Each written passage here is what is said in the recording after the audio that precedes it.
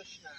तो आज हम यहाँ पर हमारा परम सौभाग्य है कि श्री रसखान जी के समाधि पे हम आए हुए हैं, जो कि यहाँ पर है, गोकुल में है।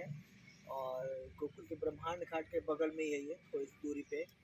और यहीं पे वो उन्होंने शरीर त्यागा था और उनका समाधि भी है रसखान जी का। तो अनेक सुंदर सुंदर सवैयों का रचना किया है रसखान जी ने। और उन्हीं के सवैयों में से भगवान के प्रति क्या उनका प्रेम था, कितना आकर्षण था। और भगवान के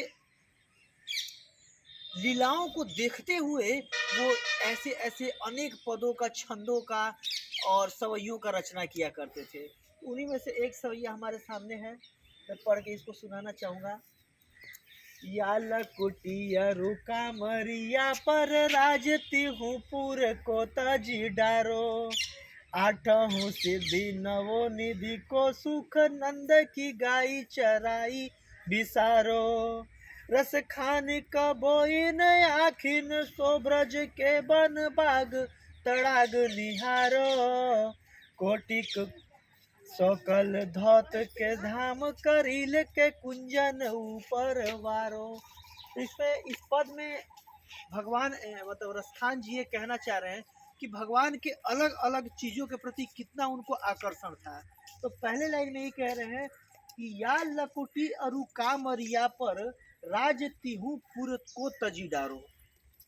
कि जो भगवान अपने कमर पे वो लकुटी बांध करके रखते थे, या बिगुल बांध करके, वो जो गाय का या भैंस का सींग बजाने वाला तुरही टाइप का होता था, या एक डंडा में वो लेकर के चलते थे, उसके लिए बोल रहे हैं कि या लकुटी अरु कामरिया पर, जो भगवान अपने कमर पे लकुटी बांध करके रखते थे, उसके लिए अगर वो एक बार देखने को मिल जाए, वो एक बार स्पर्श करने को मिल जाए, या वैसे कृष्ण जो अपने कमर पे लकुटी बांधे हुए हैं, वो कृष्ण अगर एक बार देखने को मिल जाए, तो राज तिहु पुर को तजी डारो।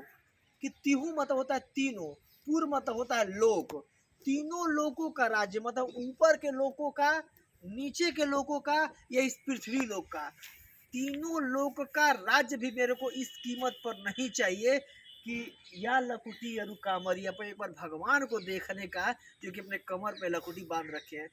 यही सेम प्रार्थना भागवतम में 3 जगह पे आया है। अवधूत ब्राह्मण, वो भी ब्राह्मण प्रार्थना कर रहे हैं सेम चीज। नाग पत्नियां भी सेम प्रार्थना की हैं। और जो वृतासुर हैं, जो शरीर त्याग रहे, गर्दन काट रहे, इंद्र सेम प्रार्थना किए हैं कि न नाक पृष्ठम न च पारमेष्ठम न सार्वभौमम न रसाधिपत्यम न योग सिद्धिम न पुनर्भवम वा सामंजस्य त्वाम विरह एकांक्षे। और एक तरह से कह सकते हैं कि इसी भागवत के श्लोक का यहाँ पर पूरा विस्तार पूर्वक कृष्ण के लीला में लिखा हुआ है। सेम यही चीज लिखा हुआ है कि वहां पर बोल रहे नाक पृष्ठम न च पारमेष्ठम, की कोई नहीं चाहिए, न धूलोक न ब्रह्मलोक न पृथ्वी का लोक न रसाधिपत्यम न नीचे का लोक। यही यहाँ पर बोल रहे हैं कि राज तिहु पुर को तजी डारो, कि तीनों लोगों का राज्य, ऊपर के, मध्य के और नीचे के, मैं त्यागने को तैयार हूँ इस कीमत पे कि अगर भगवान की लकुटी कमरिया पे मिल जाए। आगे, आठों सिद्धि नवो निधि को सुख नंद की गाई चराई बिसारो। और नंद बाबा की जो 9 लाख गायें थी, अगर उन गायों को चराने को मिल जाए, या कहने का अर्थ है कि कृष्ण जैसे गायों को लेके जाते थे चराने के लिए, कृष्ण के उन गायें चराते हुए देखने को मिल जाए, या कृष्ण के उन गोचरण लीला में प्रवेश करने का मौका मिल जाए, या कृष्ण की जो गायें थी उनको चराने का मौका मिल जाए, तो उससे क्या कह रहे हैं कि नंद की गाय चराई बिसारो। नंद की गाय को चराने का मौका मिले तो क्या बिसारने को, क्या त्यागने को, किस कीमत को देने को मैं तैयार हूँ। आठों सिद्धि नवो निधि को सुख, कि जो अष्ट सिद्धियां जो होती हैं, अणिमा लघिमा प्राप्ति सीता वसिता कामा वसाइता, ये जो अष्ट सिद्धियां होती हैं, या जो 9 निधियां होती हैं, इनसे प्राप्त करने के बाद जो सुख मिल सकता है, जो भी भौतिक सुख, ये सारा का सुख, सारा सुख में त्यागने को तैयार हूँ, बस नंद बाबा की गाय को चराने का मौका मिल जाए, या उस कृष्ण के साथ नंद बाबा की गाय चराने का मौका मिल जाए, या फिर कृष्ण की को नंद बाबा के गाय चराते हुए देखने का मौका मिल जाए। तो ये देखिए, ये साधारण लीलाएं नहीं है। कृष्ण हमारे जैसे और आपके जैसे, हम सब के जैसे कोई गोप बालक नहीं थे। कृष्ण साक्षात भगवान है और ये भगवान की अष्टकालीय लीला है।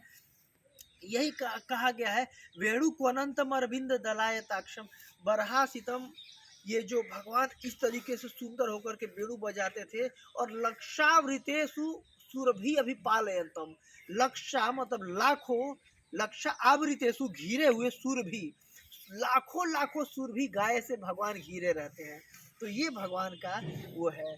आगे कह रहे हैं, रस खान कबो उन आखिन सो, ब्रज के बन बाग तड़ाग निहारो।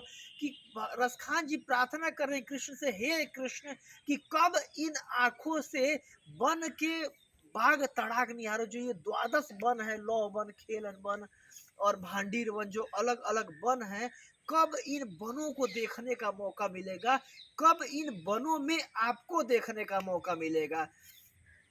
सेम चीज जो हमारे सठ गोस्वामी वृंद थे वो भी ऐसे ही बोलते थे, हे राधे ब्रज देवी के चललिते, हे नंद सोना कुतो, श्री गोवर्धन कल्प पाद पतले, कालिंदी बने कुतो।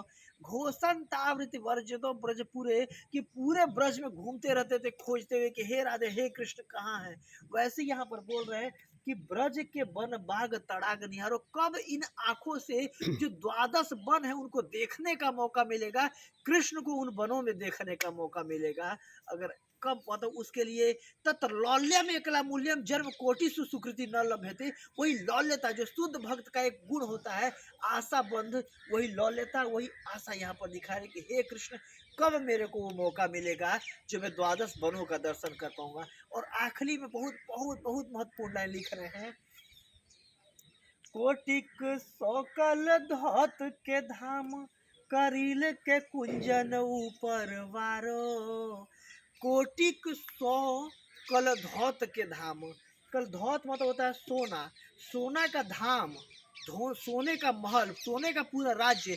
कितने, कोटि, करोड़ों, और सौ मतलब सैकड़ों करोड़ों भी अगर सोने का पूरा राज्य अगर मुझे मिल रहा हो, पूरे राज्य मिल जाए, करोड़ों सैकड़ों करोड़ों अगर मुझे सोने का भी राज्य, सोने का महल अगर मिल जाए, तो भी करील के कुंजन ऊपर वालों।